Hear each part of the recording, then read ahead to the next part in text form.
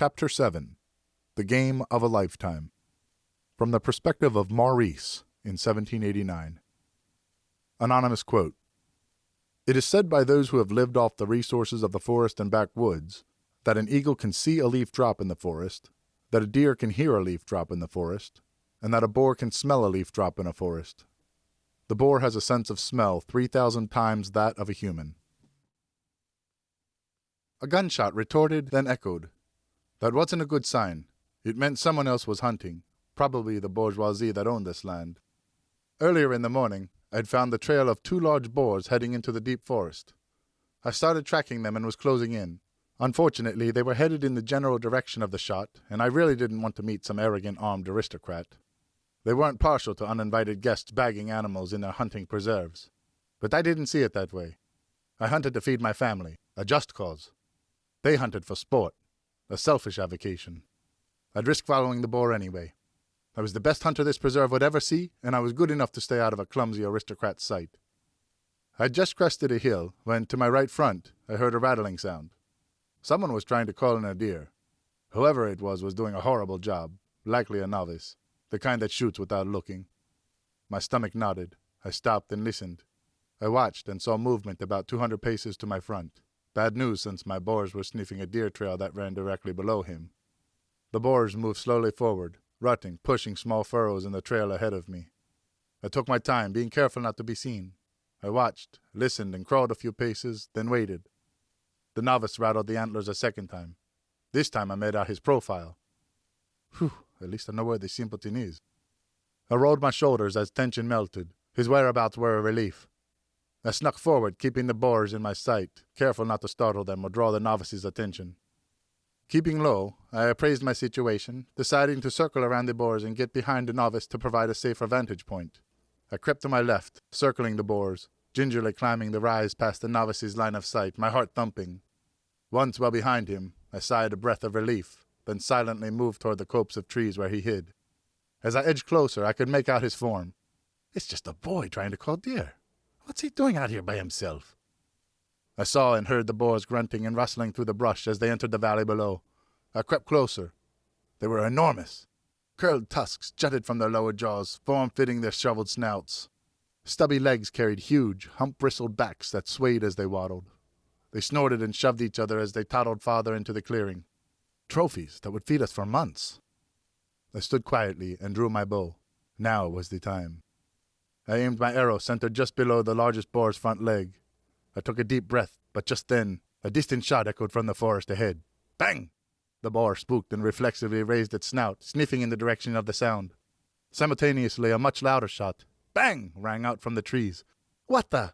A shower of blood burst from my boar's skull and right eye. He let out a blood-curdling squeal, and its front knees buckled. I froze. Damn, that little idiot shot my animal. The boy jumped from the brush and started hurtling down the hill toward the downed boar, holding his rifle, its barrel smoking. Seconds away from bagging my prize, that little greenhorn shot it right from under my nose. I stood speechless, gasping for breath. Heat flushing my quivering muscles as my white knuckles choked the handle of my bow. I threw my arrow to the ground and marched with a thumping heart toward the copse of trees. I watched, shaking my head in disbelief, as the boy closed in on the huge animal. But then suddenly, it moved. It rocked back off its front knees and raised itself off the ground. A mist of blood sprayed from its nostrils as it pushed its snout into the air, blew and sniffed. It turned directly toward the boy, then with a feral growl, charged him. The boy skidded to a stop while raising his rifle. He fumbled with the lock and cocked it. He pulled the trigger. Nothing happened. No muzzle flash, no bang, nothing. He must have forgotten to reload. He froze, stepped back, turned with wide eyes ablaze, and started running back up the hill. He looked back as the boar advanced toward him but slipped and fell as he tried to hurdle a windfall tree limb. He clawed at the grass, struggling to get up, but his gun's butt had intertwined with his feet, and he stumbled again. The enraged boar advanced, blood pulsing from its torn ear and eye.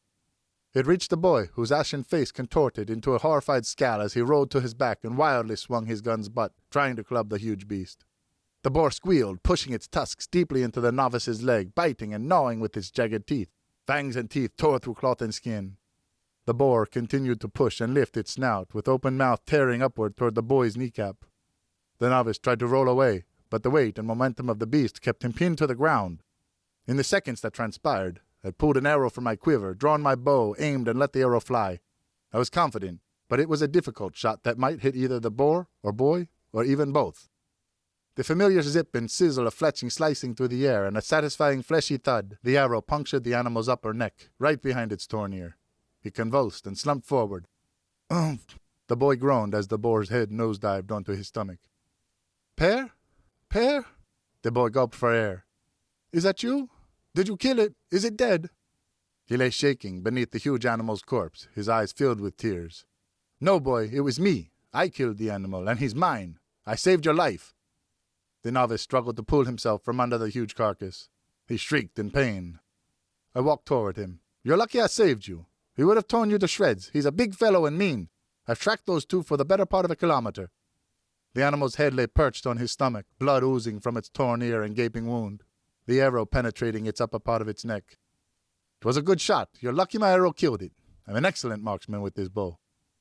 I picked up a windfall tree limb and heaved, levering the beast off the young fellow's body.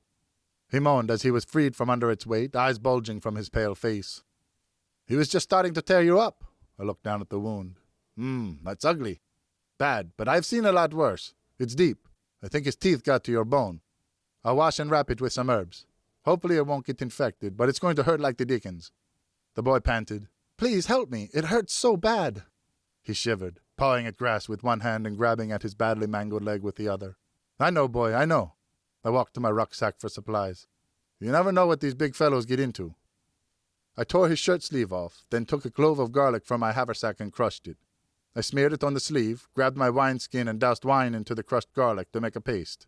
I poured wine directly onto the wound and wiped the blood away. The boy howled in pain, sweat pouring from his face.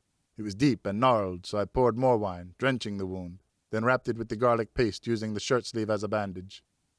"Voila, that will have to do." "So, what's your name? Who are you?" I asked.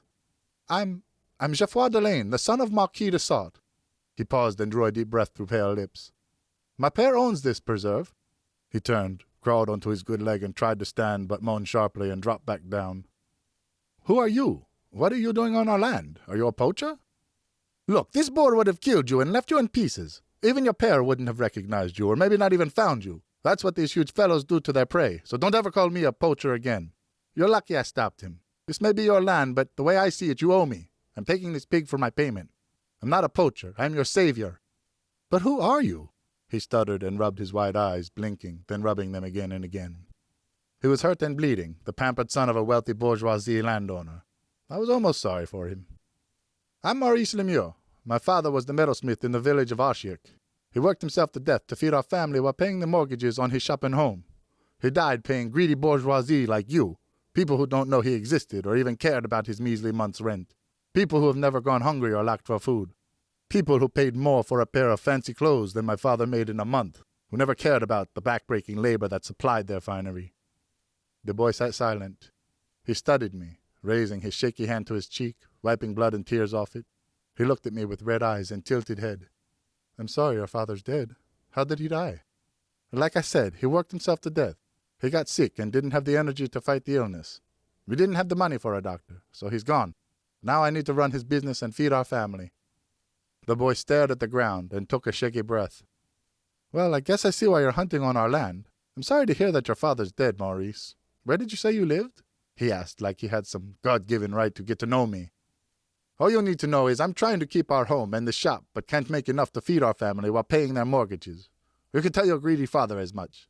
The only way my mother and I eat is by hunting, and the best hunting is here." I waved my arm around the forest. "You're damn lucky I was here. I'm certainly not ashamed that I hunt this land. I kill animals to sustain my family, not for sport like you."